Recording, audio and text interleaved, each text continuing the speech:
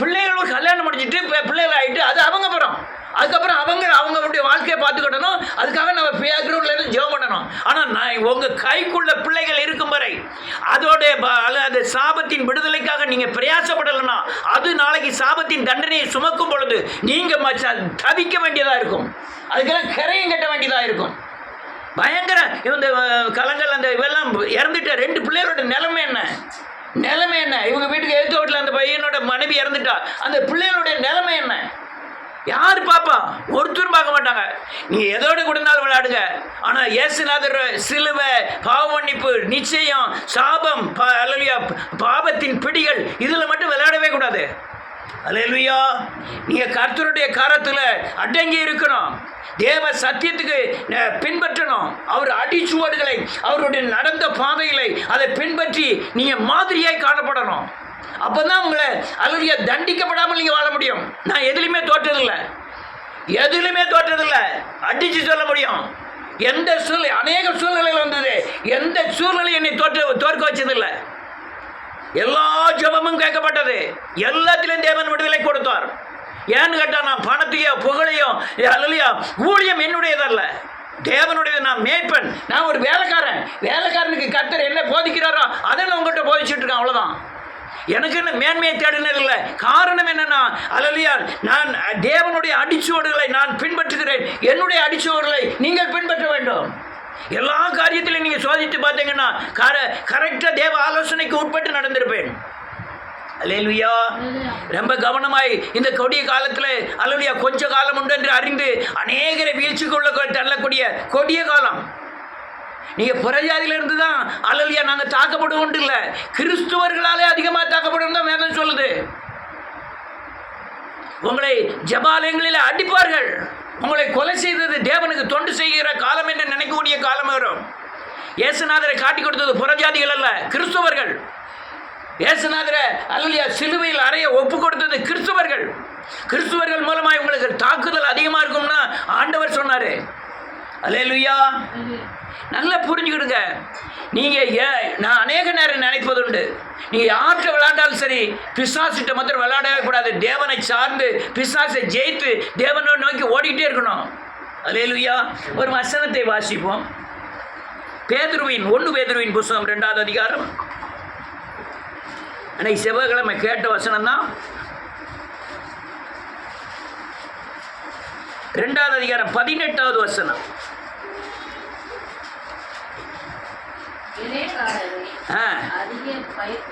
அதிக பயத்துடனே எஜமானுக்கு கீழ்ப்படிந்திருங்கள்.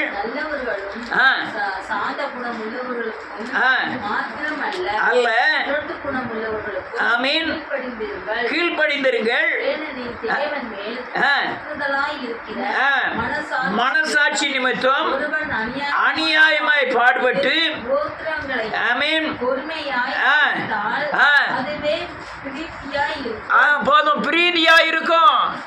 வேதம் தெளிவா சொல்லுகிறது பாருங்க. நீங்க முரட்டுக்காரங்களுக்கு மட்டுமல்ல, அல்லையா இல்ல சாந்த குணமுள்ளவர்களுக்கு மட்டுமல்ல, இணங்குகிறவர்களுக்கு மட்டுமல்ல, சகிக்கிறவர்களுக்கு மட்டுமல்ல, முரட்டு சுவாபம் உள்ளவர்களுக்கும் கீழ்ப்படிந்திருங்கள். இப்போ போலீஸில் கொண்டு போய் எழுதி கொடுத்தாங்க.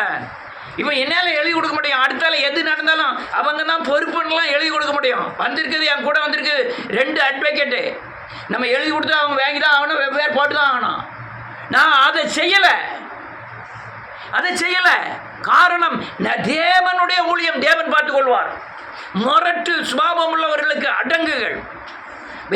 அது தேவனுக்கு முன்பாக அல்லையா பிரியமாயிருக்கும்.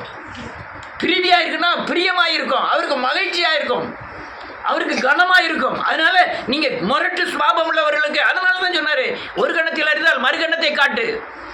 நீங்கள் இந்த சாப பிடியிலிருந்து வெளியே வரலனாலே நீங்கள் சுவாப பிடியில் தான் மாட்டிக்கிட்டு இருப்பீங்க. சுவாபத்தின் கிரியைகள் எல்லாம் தேவனுக்கு விரோதமான பகை. நீங்கள் சாபப்படியில் எப்போ வெளியே வரீங்களோ அப்போ தான் வேத அடிப்படையில் அல்லையா உங்களை துன்பப்படுத்துறதுக்காக நீங்கள் ஜெபம் பண்ண முடியும். 1 மைல் தூரம் சொன்னால் 2 மைல் தூரம் உங்களால் போக முடியும். நீங்கள் சாபத்திலிருந்து விடுதலை ஆகலையா, சுவாபப்படி மேட்டின்மை சிந்தையை கொண்டு வரும். அது தேவனுக்கு பகையை கொண்டு வரும். அவர் அடுத்த வசனம் என்ன சொல்லுது? நீங்கள் குற்றம் செய்து அழிக்கப்படும்போது பொறுமையோட சகித்தால் அதனால் என்ன அதனால் என்ன கீர்த்தி உண்டு? நீங்கள் நன்மை செய்து பாடுபடும் போது அதுவே தேவனுக்கு முன்பாக பிரீதியாய் இருக்கும், ரொம்ப மகிழ்ச்சியா இருக்கும். வேதம் சொல்லுது, நீங்க குற்றம் செய்யாமல் நன்மை செய்யும் போது, நீதி செய்யும் போது, நீ அது நிமித்தம் வருகிற பாடுகளின் நிமித்தம் நீங்க தேவனுக்கு முன்பாக உயர்வாய் காணப்படுவீர்கள், சந்தோஷமாய் காணப்படுவீர்கள். ஆனால் உலகத்தின் முன்பாக இகழ்ச்சியாய் காணப்படுவீர்கள். யார் யார் சம்மதிக்க முடியும்? இதெல்லாம் யார் சம்மதிக்க முடியும்? நீங்க அவர் அடிச்சுவடுகளை பின்பற்றுவதற்கு சாபத்திலிருந்து விடுதலை தேவை. உன் சுவாபம் மாறியே ஆகணும். உலகத்தை ஒத்தெல்லாம் கிறிஸ்துவ ஜீவன் நடத்தவே முடியாது. நான் சொல்லுகிறத அநேகர் பார்க்காத காரணம் என்ன தெரியுமா? நான் இப்படி சத்தியத்தை பேசுறதுனால தான் அநேகர் இந்த சத்தியங்களை கேட்பதே இல்லை. அல்லேலூயா. யார் யார் எந்த பலத்தில் இருக்காங்கன்னு எனக்கு நல்லா கண்டுபிடிக்க முடியும். நான் கொஞ்சம் ஒரு நாள் 2 நாளில் தேவனை செய்யல, 33 வருஷமாய் இந்த தேவனுக்கு செய்கிற இந்த வேலையை தான் செஞ்சுக்கிட்டே இருக்கேன். ஒரு ஆளுடைய ஜெபத்திலையும், ஒரு ஆளுடைய பார்வையிலையும், ஒரு ஆளுடைய நடக்கையிலையும் இவங்க பலன் இவ்வளவுதான், இதுக்கப்புறம் இவனுடைய நிலைமை இவ்வளவுதான் கண்டுபிடிக்கக்கூடிய அளவுக்கு தேவன் எனக்கு பலத்தை தந்திருக்கிறார். ஆடுகள் அல்லது மேய்ப்பன் தன் ஆடுகளை குறித்து அறிந்திருக்கிறான்னு வேதம் சொல்லுது. ஆடுகள் மேய்ப்பனுடைய சத்தத்துக்கு செவி சாய்க்கிறது என்று வேதம் சொல்லுகிறது. அதனால இந்த பிள்ளைகளுக்கெல்லாம் அதிகமாக பாசம் கொடுத்து பிள்ளைகளுடைய எதிர்கால வாழ்க்கையை நீங்கள் பால் அடிக்காமல் இருந்தால் நீங்கள் ரொம்ப பாதுகாப்பாக இருப்பீர்கள். எத்தனை பேருக்கு படுதுன்னு தெரியல. நீங்கள் உங்கள் இருதயத்தில் பட்டுதுன்னா நீங்கள் பாக்கியவான்கள். படலைன்னா உங்கள் பாடு, உங்கள் சாபத்தின் பாடு, உங்கள் எதிர்காலத்தின் பாடு. சொல்லக்கூடிய சத்தியத்தை நான் மறைக்காமல் சொல்ல விரும்புவேன். என்னைக்குனாலும் சரி, யார்கிட்டனாலும் சரி, சொல்லக்கூடிய சத்தியத்தை மறைக்காமல் சொல்ல விரும்புவேன். அதனால நான் யாரை குறித்து, யாரை சார்ந்திருந்து வாழணுங்கிற அவசியம் எனக்கு கிடையாது. ஏதோ ஒரு மனுஷனுக்கு சார்ந்தோ, யாரோ காணிக்க தராங்க அவங்கள சார்ந்தோ, யாரோ புகழ்ச்சியா நடத்தாங்க அவங்கள சார்ந்தோ, நீங்கள் 1000 பேர் வரல, 500 பேர் வரல, 10 பேர் வராங்க, 5 பேர் இதெல்லாம் பொறுப்பே கிடையாது. தேவன் என்ன சொல்லுகிறாரோ அதை தவிர வேற எதையும் சொல்லுவதில்லை. நீங்கள் தேவனுடைய அடிச்சுவடு. அடுத்த வருஷம் என்ன இருக்கு? இதற்காக அழைக்கப்பட்டும் இருக்கிறீர்கள், பாடுபட்டு தம்முடைய அடிச்சுவடுகளை தொடர்ந்து வரும்படிக்கு உங்களுக்கு மாதிரியை பின் வைத்து போனார். இதுதான் காரியம். இயேசு கிறிஸ்து உங்களுக்காக பாடுபட்டதின் அடிச்சுவடுகளை மாதிரியாக வைத்துட்டு போயிருக்காரு. அடிச்சுவடு என்றால் என்ன? அவர் நடந்து போன பாதையில் பிடிக்கிற தடங்கள், அதாவது அவர் நடந்த நடைகள் நமக்கு அங்க மாதிரியாய், அடையாளமாய் அல்லையா வைக்கப்பட்டிருக்கிறது. நீங்க அதுல நடக்கணும், அவருடைய அடிச்சுவடுகளை நடக்கணும். அடிச்சுவடுன்னா என்ன தெரியுமா? அல்லையா 12 பேரை தேர்ந்தெடுத்தாரு, அதுல 3 பேரை தேர்ந்தெடுத்தாரு. யாக்கோபு, யாவான், பேதுரு. இந்த 3 பேரையும் கூட்டு போய் ஜெபம் பண்ண போறாரு. ஜெபம் பண்ண போற இடத்துல அவர் வேர்வை ரத்தமாய் வெளிவருது, அவ்வளவு ஊர்க்கமாய் ஜெபம் பண்ணுறாரு. இவங்க 3 பேரும் உறங்கிட்டு இருக்காங்க. அவருடைய அடிச்சுவடுகளை இவங்க பின்பற்றல. கொஞ்ச நேரமாவது, 1 மணி நேரமாவது விழித்திருந்து ஜெபிக்க கூடாதாங்க கேட்காரு. அது பயங்கர பாடு. அவர் யாரை நம்பி தன்னுடைய அல்லது தனிமையாக ஜெபம் பண்ண வேண்டியிருக்க? 2-3 பேர் வாங்க, என் கூட வந்து ஜெபம் பண்ணுங்க, வரக்கூடிய காரியங்கள் கொடுமையாக இருக்கு, அதனால நீ அல்லது என் கூட வந்து ஜெபம் பண்ணுங்கன்னு சொல்றாரு. நான் கடகடன்னு பேசுறதுனால என்னை பெரிய கோபக்காரன்னு நீங்கள் நினைச்சாலும் பரவாயில்ல, இவர் என்ன இப்படி பேசுறாரு நினைச்சாலும் பரவாயில்ல. ஆனால் சத்தியம் ஒரு நாள் மாறாது. நான் மாறி போயிடுவேன். கொஞ்ச வருஷத்தில் நான் இந்த உலகத்தை விட்டே போக முடியும். ஆனால் சத்தியம் இந்த உலகத்தை விட்டு போக போகிறதில்ல. நீங்கள் என்னைக்குனாலும் இதை கேட்டு நீங்கள் பார்க்கலாம். அல்லையா பாடு எவ்வளோ பெரிய பாடு. நான் அதை விட ஒரு கொடிய பாடை பார்த்தேன். இவர் அல்லையா சகலதும் அறிந்தவர், வாயிலிருந்து வார்த்தைகள் வரவாதற்கு முன்னே அறிந்தவர், நம்முடைய முன்னோர்களையும் அறிந்தவர், பிற்காலத்தில் என்ன நடக்க போகுதுன்னு அறிந்தவர். இவரை கொண்டு போய் யோசேப்பு மரியாள்ங்கிற தாய் தாப்பன்ட்டு போய் ஒப்படைக்கிறார் பிதா. அவர் என்ன பேச போறாருன்னு, தாய் தாப்பன் பேச போறாருன்னு அவருக்கு. ஆனா இவங்களுக்கு அவரை பத்தி தெரியாது. எப்படி இருந்திருக்கும்? ஆவிக்குரிய பூரணமே இல்லை அவங்க. இவர் ஆவியில பூரணப்பட்டவர், என்ன நடக்க போகுதுன்னு தெரிந்தவர். அவங்களுக்கு ஒண்ணுமே தெரியாது. அவங்க கிட்ட போய் நீ அடங்கி இருந்தார். எவ்வளவு சங்கடமா இருக்கும். நீங்க உங்க வீட்லயும் அப்படிதான். மனைவிக்கு ஒண்ணுமே தெரியாது மாமிசத்துல, நீங்க ஆவியில இருப்பீங்க. நீங்க சொல்ல கருத்தை அவங்களால ஏற்றுக்கொள்ள முடியாது. நீங்க அந்த இடத்துல சமாளிச்சு போறதுதான் உங்களுடைய ஆவிக்குரிய பலனே அதுல தான் இருக்கு. பிள்ளைகள் இருக்காது, நீங்க நன்றியோடு கூட துதிக்கிறேன். நீங்க ஆவிக்குரியவங்களா இருப்பீங்க. ஆவிக்குரிய முறையில் நடத்தணும். அவர் அப்படிதான் நடத்தி தான் அவர் கூட பிறந்த 2 பேர் தேவனுக்காய் ஊழியம் செய்தார்கள். இயேசு கிறிஸ்துவுக்காய் ஊழியம் செய்தவர் 2 பேர் அவர் கூட இருந்தாங்க. இயேசுவின் சகோதரனாகிய 2 பேரும் யோவானாதி சித்தி மகன் அல்லேலூயா ஊழியம் செய்தார்கள் அவரோடு கூட. ஆனால் ஆவிக்குரிய தன்மையில் அவர் தன் சகோதரர்களை நடத்தினார், தாய் தகப்பனை நடத்தினார். அல்லேலூயா. இதுல பாடுகளின் மத்தியில் கொண்டு வர அடிச்சுவடுகள், உங்க வாழ்க்கையை எப்படி நடத்துங்கிற அடிச்சுவடுகள் எனக்கு ரொம்ப கொடுமையாக இருந்தது. அவர் பூரணப்பட்டவர், வானத்தையும் பூமியும் படைக்கும் போது பிதாவின் மடியில் இருந்தவர். உலகம் உண்டாக்கு முன்னே தேவ இயேசு இருக்கிறார். அப்பேற்பட்ட ஆள் போய் மரியாளுக்கும் யோசேப்புக்கும் அடங்கி இருக்கிறார். எத்தனை வருஷம்? 1 வருஷம் 2 வருஷம் இல்லை, 30 வருஷங்கள் தாய் தகப்பனுக்கு அடங்கி கீழ்பட்டு இருந்தாராம். அல்லேலூயா. இது அவர் பாடுகளின் ஒரு பகுதி. அதுக்கப்புறம் நீங்க பாத்தீங்கன்னா அல்லேலூயா, வாங்க போவோம், என்னை பிடிக்கிறவங்க வந்துட்டாங்கன்னு கூப்பிட்டு போறாரு. அங்க யூதாஸ் வரான். யூதாஸ் அநேக போர்ச்சவரோடு பரிசேயரோடு ஆசாரியரோடு வந்து இவரை பிடிக்கிறாங்க. எப்படி இருக்கும்? அவன் முத்தம் கொடுத்து காட்டி கொடுக்குறான். எவ்வளவு பெரிய கொடுமை! நீ அப்படியே ஒன்னொன்னா நீ பார்த்தீங்கன்னா பயங்கர கொடுமையை அனுபவிச்சுட்டே இருக்காரு. கூட இருந்த பேதுரு, நீ செத்தால அல்லேலூயா சாபிலும் துக்கத்திலும் அல்லேலூயா நான் உம்மோடு கூட இருக்கேன்னு சொன்ன பேதுரு ஓடியே போயிட்டான். அல்லேலூயா. பாடு. இதெல்லாம் நமக்கு உண்டான அடிச்சுவடுகள். அல்லேலூயா. நிறைய நேரம் நினைப்பேன் அந்த பேதுரு அல்ல ஏறாது அவன் சொந்தக்காரனாகிய பிலாத்து மனைவியெல்லாம் இயேசுவை அல்லேலூயா இந்த சிலுவையில் அறைக்கு குற்றம் சாட்ட விடாம தண்டனையிலிருந்து மீட்டெடுக்கிறதுக்கு ரொம்ப முயற்சி பண்றாங்க.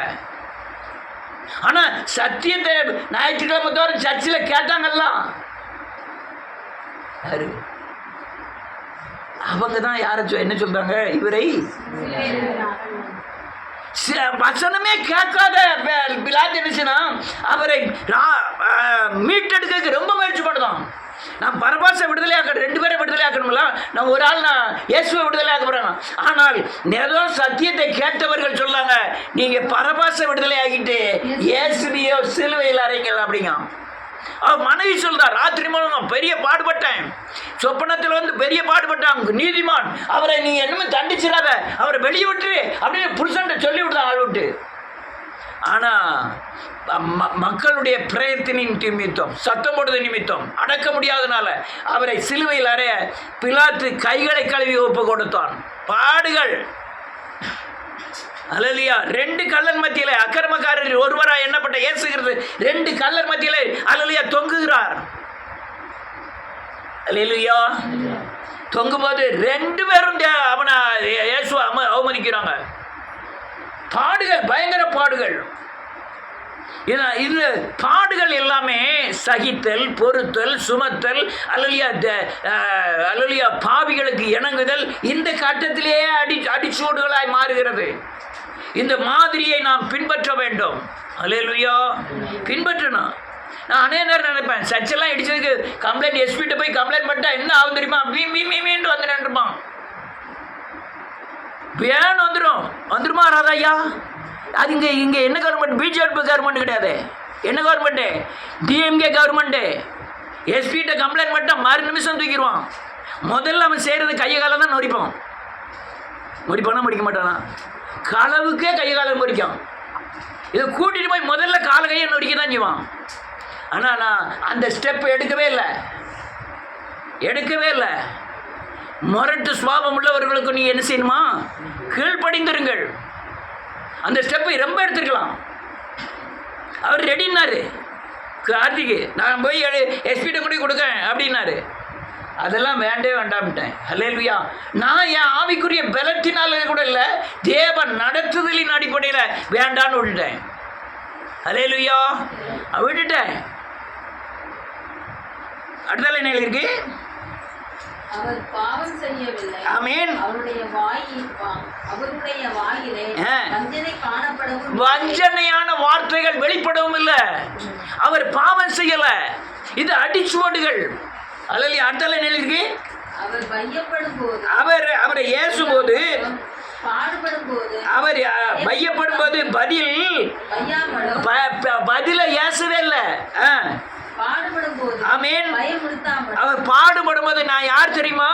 வானத்திலிருந்து இறங்கி வந்த ஜீவ அப்ப நான் தான் செங்கடலை பிளந்தவன், வானத்தை பூமி உண்டாக்கின வார்த்தை நான் தான். அதனால என்னை தொட்டனா நீ என்ன ஆகும் தெரியுமா அப்படின்னு நான் மிரட்டவே இல்லை.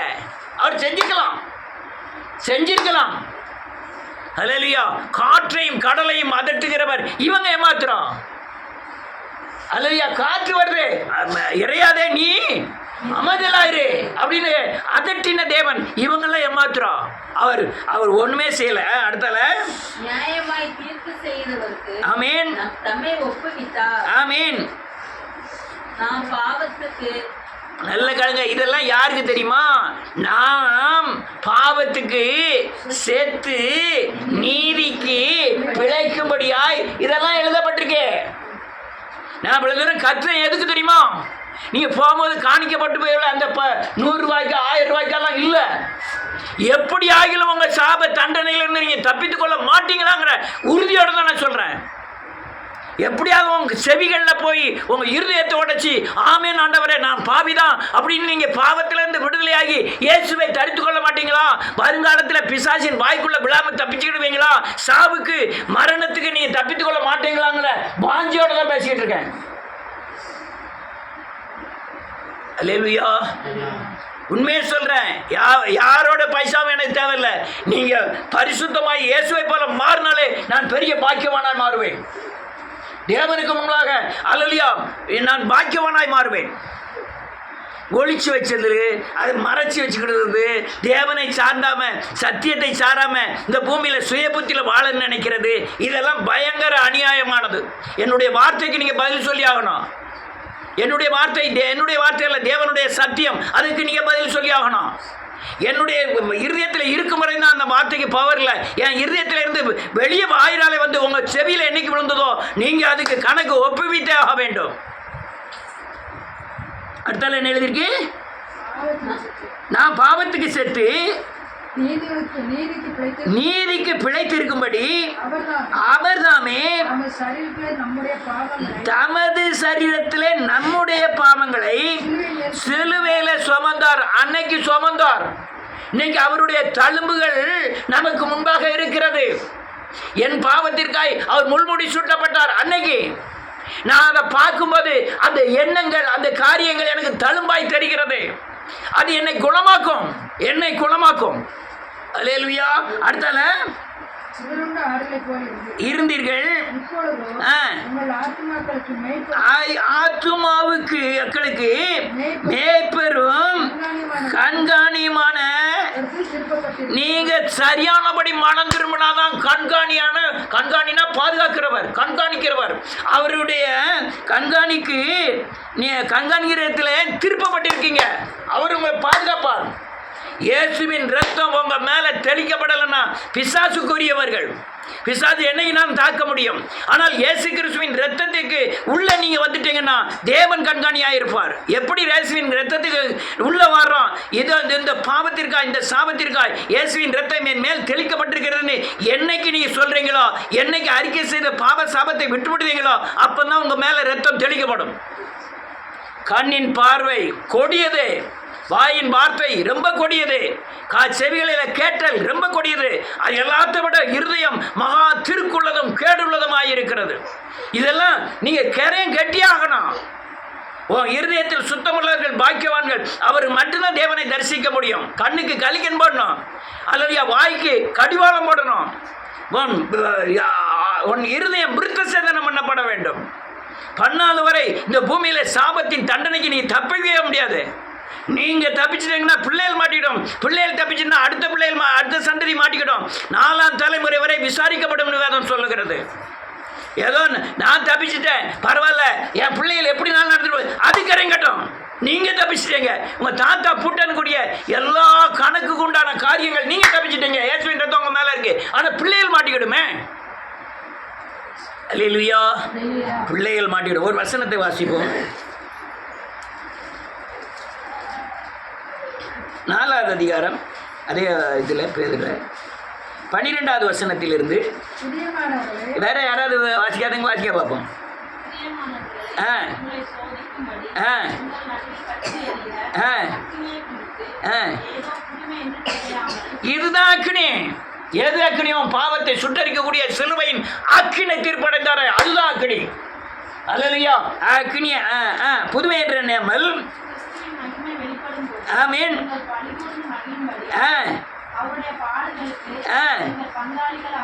ஆமென். ஒரு நிமிஷம். பங்காளிகள் ஆனதால் சந்தோஷம். என்ன எழுதி? கிறிஸ்துவின் மகிமை. எப்போது கிறிஸ்துவின் மகிமை உங்க மேல வெளிப்படும்? நீங்க பாவ அறிக்கை செய்து ஆவியானவர் உங்க மேல உட்கார்ந்த உடனே கிறிஸ்துவின் மகிமை உங்க மூலமா வெளிப்பட ஆரம்பிக்கும். ஏசு நீ அறிக்கை செய்யும் போது உன் மேலே கல்வாரி சிலுவையில் சிந்தின ரத்தம் தெளிக்கப்படுகிறது. நீ பாவத்தை அறிக்கை செய்து இயேசுவை தரித்துக் கொள்ளும் போது கிறிஸ்துவின் மகிமை, அந்த மகிமையின் சாயல் உன் மேல காணப்படும். அது அப்படி காணப்படும் போது என்ன எழுதிருக்கு? கலிகு வந்து மகிழும்படியாக அவருடைய பாடுகளுக்கு நீங்கள் பங்காளிகளானதால் சந்தோஷப்படுங்கள். என்ன பாடுகளுக்கு? தீமை செய்தால் நன்மை செய்யணும், துன்பப்படுத்துறவர்களுக்கு ஜெபம் பண்ணணும். இந்த பாடுகள், இது பாடு. துன்பத்துக்கு துன்பத்தை கொடுக்கறது தான் உலகத்தின் நியாயம். தேவனுடைய நீதி என்ன தெரியுமா? துன்பப்படுத்துறவர்களுக்காக நீ என்ன செய்யணும்? ஜெபம் பண்ண. ஒரு கண்ணத்தில் இருந்தால் மறு கண்ணத்தை காட்டு. இது பாடு. இதுக்கு பாடுகளுக்கு நீங்கள் பங்காளிகள் ஆனதால் நீங்கள் சந்தோஷப்பட்டு களி கூறுங்கள். ஏன்னா இயேசுவா அப்படி பட்டார். அடிச்சு ஓடுகளை வச்சுட்டு போயிருக்காரு. அல்லேலூயா. எவரும் தப்ப முடியாது. தேவனுடைய கணக்கில் இருந்து எவருமே தப்ப முடியாது. பலமும் பராக்கிரமும் தோற்று போகும். அடுத்த என்ன எழுதிருக்கு? 14வது வசனம். கிறிஸ்துவின் நாமத்தின் நிமித்தம் நிந்திக்கப்பட்டால் நீங்கள் பாக்கியவான்கள். என்னை பார்த்து என் சொந்தக்காரன் எல்லாமே பாக்கியக்காரன் தான் சொல்லுவான். என்னை பார்க்கிற அனைவரும் எனக்கு நான் பாக்கியவனை காணப்படுகிறேன். ஏன்னா இயேசு கிறிஸ்துவை பின்பற்றதுனால நிந்திக்கப்படுகிறேன். அடுத்தால என்ன எழுதியிருக்கு?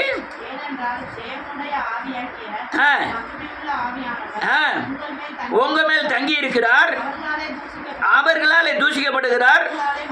ஆமென். அவர்களால் தூசிக்கப்படுகிறார். தேவனால் நான் மகிமைப்படுகிறேன். நாம் மகிமைப்படுகிறோம். அல்லேலூயா. சங்கடம் தான். தேவ பாதுகாப்பு சங்கடத்திலிருந்து ஆரம்பிக்க. பிசாசின் பாதுகாப்பெல்லாம் சங்கடத்திலிருந்து ஆரம்பிக்கல, சந்தோஷத்திலிருந்து ஆரம்பிச்சு சங்கடத்தில் கொண்டு விடுது. இது சங்கடத்தில் ஆரம்பிச்சு சந்தோஷத்தில் கொண்டு விடுது. அவன் குடிக்கலாம் சொல்லுவான், ஆனால் கடைசியில் முடிவு விபச்சாரம் பண்ண சொல்லுவான். முடிவு அல்லேலூயா. விபச்சாரம் போய் சரீரத்தில் பண்ற விபச்சாரம் அல்ல, கண்களினாலே பார்த்தாலே விபச்சாரம்.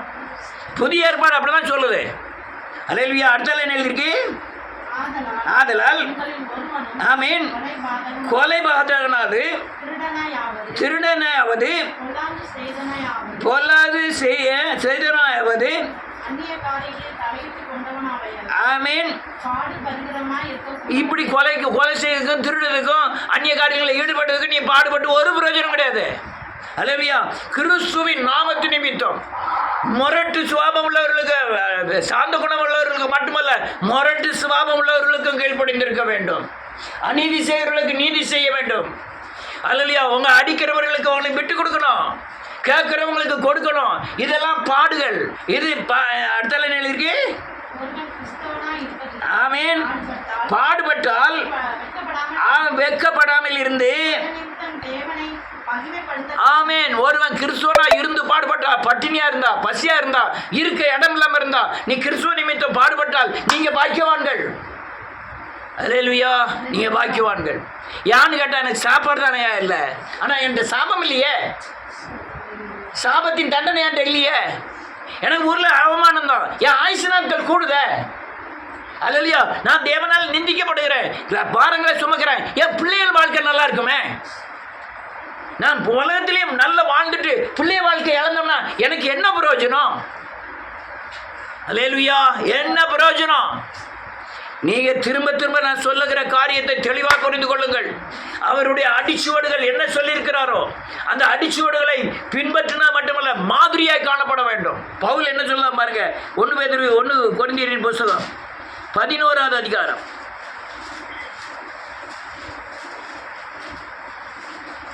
1 வசனம்.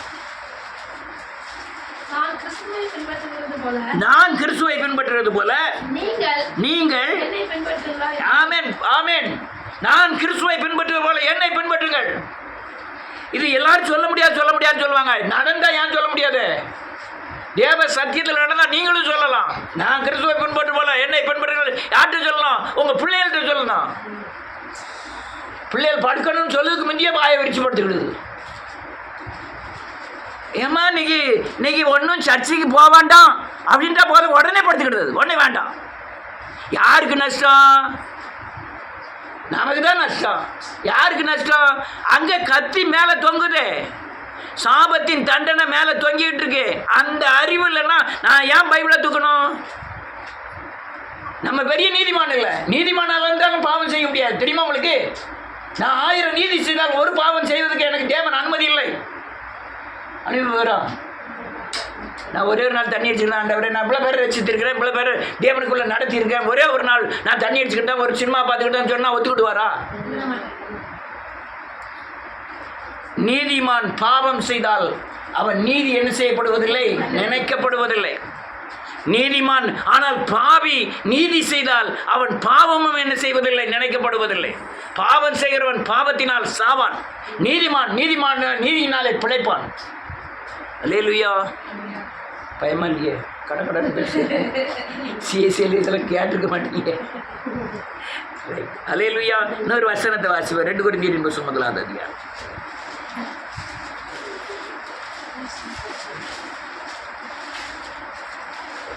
1வது அதிகாரம் வாசிக்கலாம் 1ல இருந்து. ஆமென்.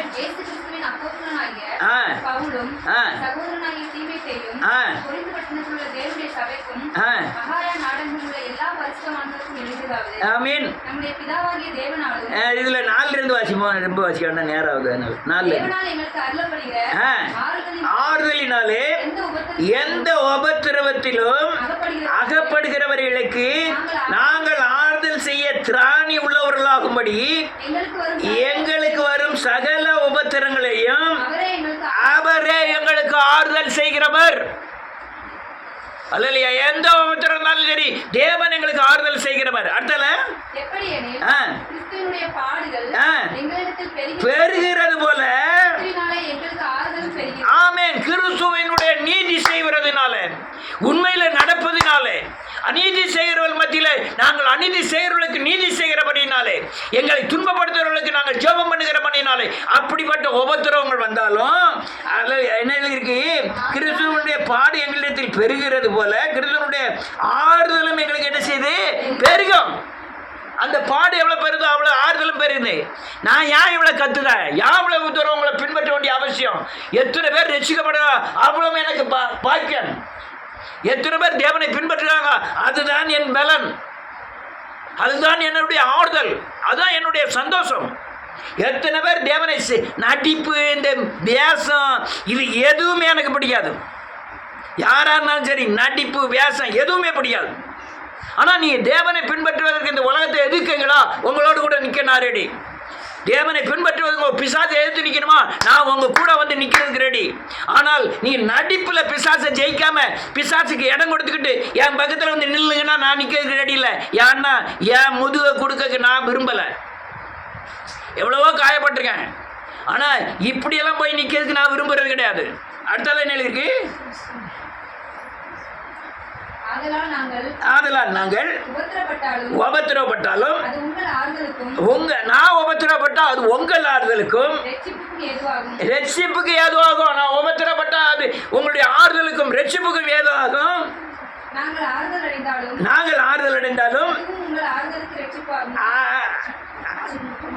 ஆறுதல் அடைந்தாலும் அதுவும் உங்கள் ஆறுதலுக்கும் ரட்சிப்புக்கும் ஏதுவாகும். பாடுபட்டு சகிக்கிறதுனாலே அந்த ரட்சிப்பு பலன் செய்கிறது. நான் சங்கடப்பட்ட கஷ்டப்பட்டாலும் ஆறுதல் அடைஞ்சாலும் துன்பப்பட்டாலும் உங்களுக்கு சந்தோஷம் உண்டாகும், ஆறுதல் உண்டாகும். அல்லேலூயா. நீங்க ஜெயிச்சு ஆறுதல் அடைஞ்சிட்டீங்கன்னா அதுதான் ரட்சிப்புக்கு பேலன்ஸ் செய்யறதா இருக்கும், அநேகருடைய ரட்சிப்புக்கு பேலன்ஸ் செய்யறதா இருக்கும். நீங்க ரட்சிக்கப்படாம உங்க சந்ததியை ரட்சிப்புக்குள்ள கொண்டு வரலாம் முடியாத காரியம், முடியாத காரியம். உங்க புத்தி, உங்க அறிவு இதெல்லாம் கிறிஸ்துக்குள்ள செல்லுபடியாகாது. நீ தாழ்த்தி தேவ சத்தியத்தின் அடிச்சுவடுகளை பின்பற்றி இயேசுவை பின்பற்றினா மட்டும்தான் இந்த உலகத்தில் பாதுகாப்பாய் உங்களையும் உங்க பிள்ளைகளையும் வாழ வைக்க முடியும். வருகிற காலங்கள் கொடிய காலம், பஞ்சம் பட்டயம் பயங்கர தீவிரமா வந்துட்டு இருக்கு. இன்னைக்கு தண்ணி இல்லாம ஒரு தேசத்தை ஆக்கணும்னு நினைக்கிறான். அப்படி ஆக்கிட்டோம்னா அந்த தேசத்துல குண்டே போட வேண்டாம், பல ஜனங்கள் செத்து போவோம். இன்னைக்கு சிலிண்டர் இல்லாம ஆக்கணும்னு நினைக்கிறான், ஏதோ வந்துகிட்டு இருக்கு. அந்த சிலிண்டரை நிப்பாட்டினா பல ஜனங்கள் செத்து போவோம். ஒரு குண்டு போட்டோம்னா அல்லையா ஹீரோ என்ன ஹீரோஷிமா நாகசாகின்ட்டு 2 குண்டு, லிட்டில் பாய் இன்னொரு ஃபேட்மேன் 2 குண்டு போட்டாங்க. அந்த 2 குண்டு இது நேரம் பிள்ளை முளைக்கல, அந்த இடத்துல போட்டு பல 100 வருஷங்கள் ஆயிட்டு புல்லுன்னு முளைக்கல. அப்போ மனுஷன் எப்படி வாழ முடியும்? நம்ம எப்படி வாழ போகிறோம்? சாபத்தோடு இணைஞ்சி வாழ போகிறோமா? பிசாசோடு சேர்த்துக்கிட்டு கிறிஸ்துவ ஜீவன் நடத்த போகிறோமா? காப்பு இல்லாத வாழ்க்கை, தேவனோடு வாழ்ற வாழ்க்கை. அல்லேலூயா. நீங்க தேவ சமூகத்தில் உங்க பெருமை, அகந்த, கோபம், மூர்க்கம், துர்க்குணம் எல்லாத்தையும் நீங்க அறிக்கை செய்து விட்டு விடணும்.